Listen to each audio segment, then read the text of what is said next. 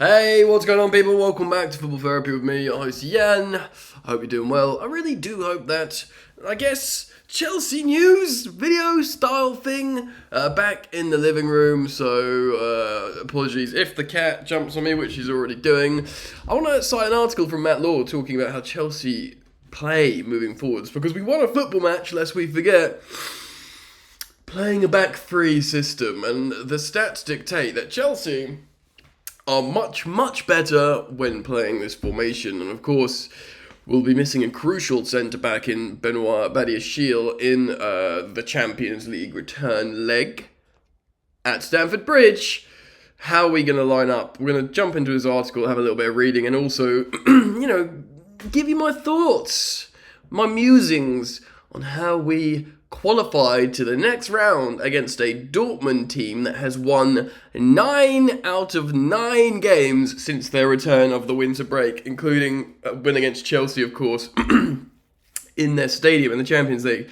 9 out of 9. It could be even 10 out of 10 now. They're in form, but we can do it, ladies and gentlemen. So thanks for joining me. I'd urge you to do this.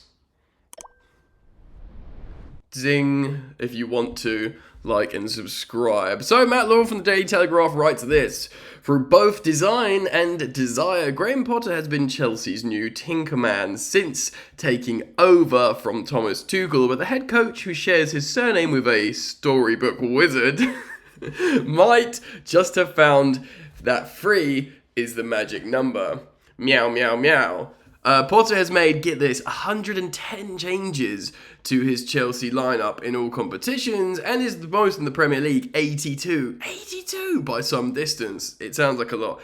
Granted, mitigating circumstances, he has had loads and loads of injuries. Like, he's had like a crazy amount of injuries, but also there's been this frantic sort of nature about him not knowing how to make this work and all these players work. And Potter in, Potter out, there has been an undeniable demonstration at times of managerial incompetence. Gotta say it. He will be forced to make at least one more change for the Dortmund game, of course, because Badiashile's not listed in the Champions League squad. But even without Badiashile, the injured Thiago Silva, and the injured Thiago Silva, I keep forgetting about that. This should be rough, isn't it? Potter returns against he changed to a back three against Leeds, and it's worth sticking by just every metric. So this is interesting. This is why I wanted to talk about this. Chelsea have won more games with a back three. They've kept more clean sheets with a back three, and we've even scored more goals with a back three, which is wild. There's something, this peculiar allure to play a back four system, it's like sexy. Like, do you remember like when Antonio Conte came into Chelsea, everyone was like, oh, you're going to play a back three? Because no one did it.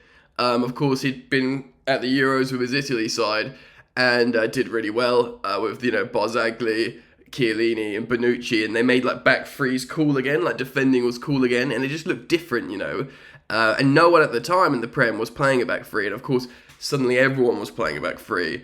City tried it, Tottenham did it with Pochettino, even Arsene Wenger eventually played a back three, even though he was reluctant. Everyone was doing it after Conte did it.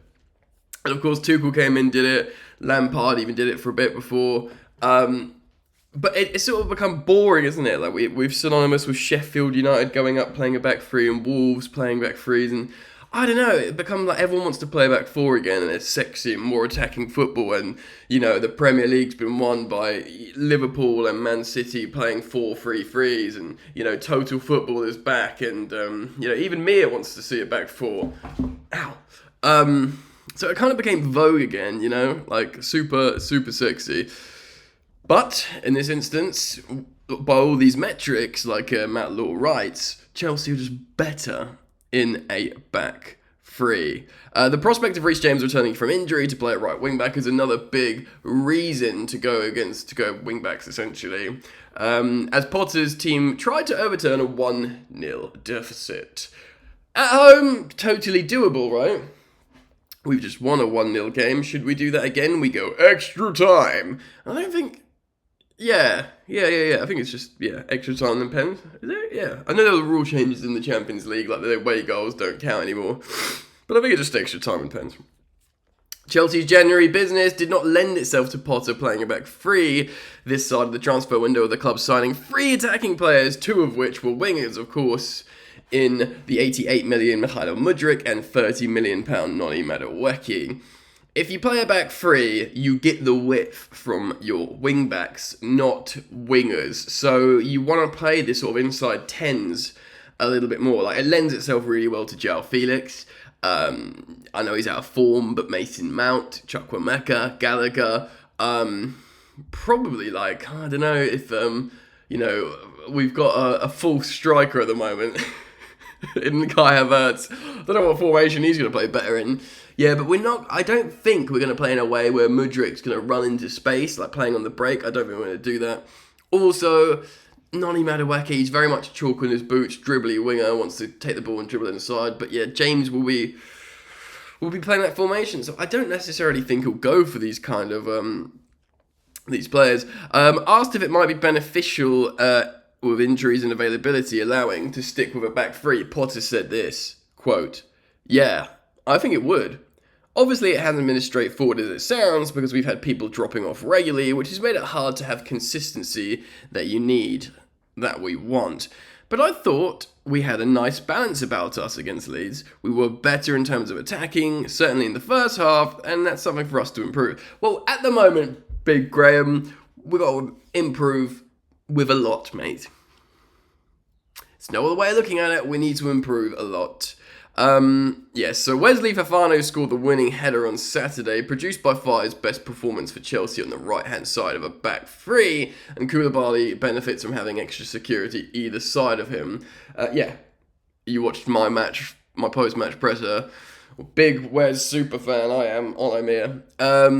So very, very pleased with him. Badiashile was assured on the left-hand side, and his most likely deputy is Trevor Chalobah to be used in a back three. What I think Trevor Chalobah will play in the middle of a back three, because he's done that. He's also played a lot of CDM, central defensive midfield, which is very close to playing in the middle of a back three. I think Wesley Fofana will keep his right-hand side, as he should, because he's so effective there as a player. You don't want to move him out. And Koulibaly has played well on the left of a back three at times next to Thiago Silva. Granted, you won't have Thiago Silva to be that calming middle influence. It might be Trevor Chalobah. Maybe I'm wrong. Maybe Trev moves on the left. You just keep Wesley and Khalid where they are. And then you move Trev over to the left rather than deploying him down the middle. Don't you dare stand on my new laptop, you little cat. She's thinking about it. So that's how I think the back three will go. Just as James can bomb on as wing back, so too can Ben Chilwell from the left, and the England international should really have marked an excellent performance from Leeds with a goal from Enzo Fernandez's pass. It was Chilwell's well-delivered second-half corner that Fofana headed home for the Chelsea goal, and the only goal in the game, of course. Yeah, Chilwell's amazing. I've always been a Chilwell stan. I don't want to become. By the way, I'm not want to become one of these lame YouTubers that said I always knew this was good, because I'm always first to put my hands up and say I was wrong. Heck, I didn't want Thiago Silva. I said we should get Lewis Dunk. Take your L's, cut them up neatly, and eat them. But when it comes to Wesley Fofana, and indeed Ben Chilwell, I was desperate for them. In the times where people were calling for Nicola Tagliafico of Ajax, who we haven't heard of since, and Alex Telles, or Telles, however you pronounce it, who obviously went to Man United, and we haven't heard of since. Everyone was wanting those guys over Ben Chilwell, and I was like, bring me Chili B. And we haven't looked back, have we?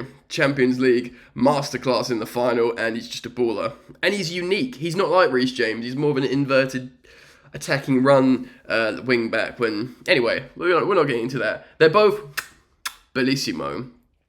On the prospect of being able to play Chilwell and James as wing backs, Potter said this, quote, "Ben and Reece have been unavailable for us for a long time, so we'll have to find different solutions, but clearly that's the role they're comfortable in and brings out their quality. So it's something for us to go forward with. Saying something without saying something there from the Chelsea manager. As highlighted by Potter, it's not just the defenders who look more comfortable in the back three. Chelsea have 20... Oh, wow, listen to this. Chelsea have had 21 more shots on target in the formation, have taken 100 more touches in the opposition box, and have a higher expected goals rate. Basically, Chelsea are much better in a back three formation. I'm guessing this is on the ground, Potter, but like we haven't played a back four really under Tuchel. So we did sometimes when we play, was it a 4-5-1 with Hakim Ziyech playing as that, or 4-4-4-2? 4-1-4-1. Sorry, that was it. That's what we played under Tuchel a little bit to get Ziyech on that right mid, so to get the most out of him, but it wasn't enough of a worthy sacrifice. There are encouraging signs in the attack in the victory over Leeds, with João Felix hitting the crossbar and Raheem Sterling creating two excellent chances, one of which he squandered by Kai Havertz. Funny that. See, Raheem Sterling is the kind of player that you can play in this wing-back formation, because when we're playing a back three for England, when England was playing a back three, he can play very close to a striker. Like, he had great relationship with Harry Kane. I do think Raheem Sterling's going to start this game. We can maybe speculate on a lineup in a second. Having left Pierre-Emerick Aubameyang and David Datro Fofana out of Chelsea's Champions League squad, oh yeah, no strikers. Potter will again have to rely on Havertz. Yeah, what if he overcooks Havertz? That is weird. The more you think about the decision, the more you think that is just dumb. Like, literally your only striker option in the Champions League is not a striker. I guess you could also play João Felix there. Oi! Go and play with something on the floor. My cat again. Yeah, even though he's only scored once in his last 12 appearances and has only registered 1 assist all season. Great! Positive signs, baby! Sorry, I'm scaring the cat. He said this, quote, I think it will have... By the way, I agree, Graham. I agree. I think we will have to attack better as a team, and that's my responsibility. It's too easy to zoom into individuals and blame them. It's a collective. We have to create more, do better, and that starts with me. Helping the team to get better chances, more chances because then I don't... Look, chances. If we get the same amount of chances as we did away in Dortmund, there will be enough chances. Can you score said chances? That's the main situation. Sterling will be looking to add to his 26 Champions League goals, and Potter said this, quote, I think his goal-scoring record in the Champions League speaks for itself. He's an experienced, proven campaigner in that competition, so we're delighted with that, and we're looking forward to him being out on the pitch on Tuesday, hopefully contributing us and winning and going through. That's basically Graham Potter saying, yes, I am going to start Raheem Sterling. So should we try and make a lineup?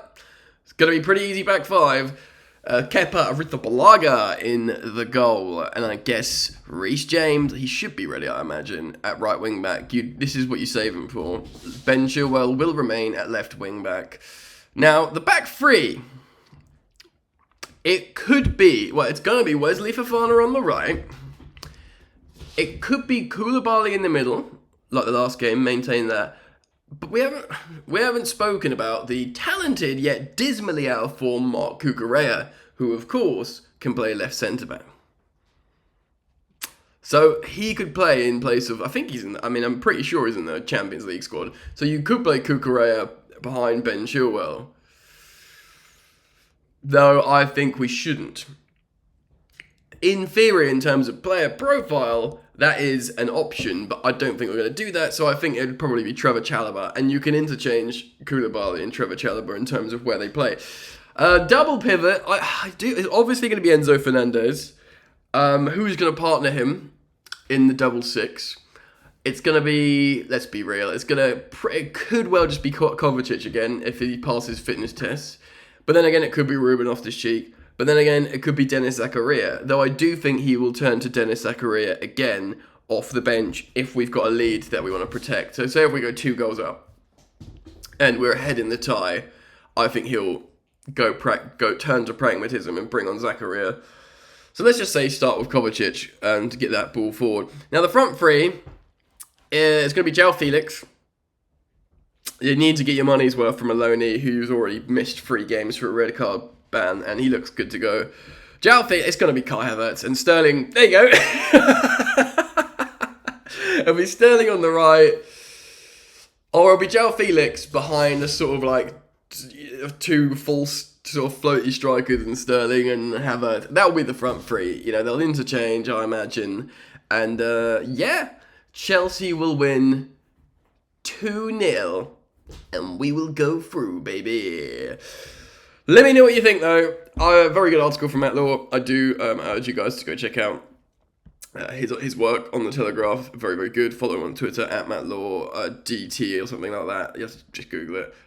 He is excellent journalist. It's behind a paywall. I haven't read all the details from it, so you can go check it out.